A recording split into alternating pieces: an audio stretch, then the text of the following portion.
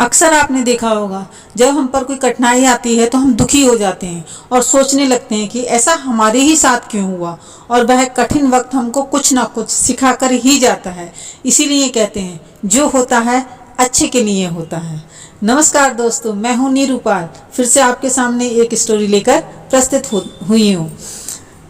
ये कहानी है एक राजा और मंत्री की, कि जो होता है अच्छे के लिए होता है। इसको हम एक कहानी के माध्यम से समझते हैं। एक राजा और उसका बुद्धिमान मंत्री था। एक समय की बात है कि एक राजा था जिसके पास एक अत्यंत बुद्धिमान मंत्री था। मंत्री हमेशा ये कहता रहता था जो होता है अच्छे के लिए होता है। राजा को कभी कभी इस बात पर संदेह होता था, लेकिन फिर भी वह मंत्री पर पूरा विश्वास करता था। एक दिन राजा शिकार पर गया।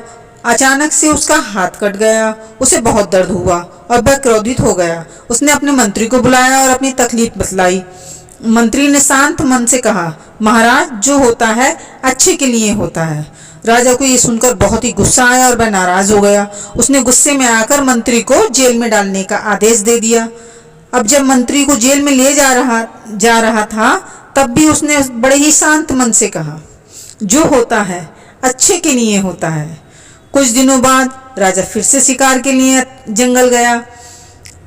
वहां उसे एक आदिवासी जनजाति ने पकड़ लिया, जो मानव बलि चढ़ाकर अपने देवताओं को प्रसन्न करती थी।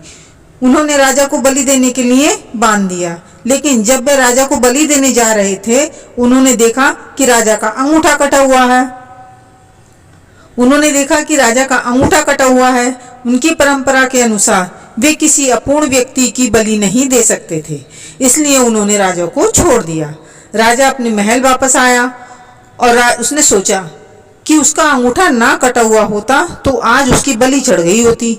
उसने तुरंत मंत्री को जेल से रिहा करने का आदेश दिया और उसे दरबार में बुलाया। राजा ने मंत्री से माफी मांगी और उसे बताया कि उसके अंगूठे की चोट के कारण उसकी आज जान बच गई। मंत्री ने मुस्कुराते हुए कहा, महाराज, मैंने तो कहा था जो होता है अच्छे के लिए होता है। राजा ने पूछा, लेकिन तुम्हें जेल में डालना किस तरीके से अच्छा हुआ? मंत्री ने उत्तर दिया, महाराज, अगर मैं जेल में ना होता तो मैं आपके साथ शिकार पर जाता और मेरा अंगूठा तो सही था, तब जनजाति मुझे बलि पर चढ़ा देती। राजा मंत्री की बुद्धिमानी से बहुत प्रभावित हुआ और उसने समझ लिया कि वास्तव में हर चीज के पीछे कोई ना कोई अच्छा कारण होता है। इस कहानी से हमें ये शिक्षा मिलती है कि जीवन में हर घटना के पीछे कोई ना कोई अच्छा या भला उद्देश्य छुपा होता है, चाहे वह उस समय हमको समझ में ना आए। भगवान के द्वारा किए गए कार्य पे कभी शक मत कीजिए। पता नहीं भगवान की कौन सी अच्छाई छुपी हुई हो जिसको हम समझ नहीं पाते हैं। शांत मन से सिर्फ यही सोचना चाहिए, जो होता है अच्छे के लिए होता है। कुछ ना कुछ लॉजिक जरूर छुपा होता है। ये वीडियो आपको कैसी लगी मुझे कमेंट बॉक्स में लिखकर ज़रूर बताइए। वीडियो अच्छी लगी हो तो लाइक शेयर ज़रूर करना और मेरे चैनल पर नए आए हो तो चैनल को सब्सक्राइब ज़रूर करना। फिर मिलेंगे। राधे कृष्णा।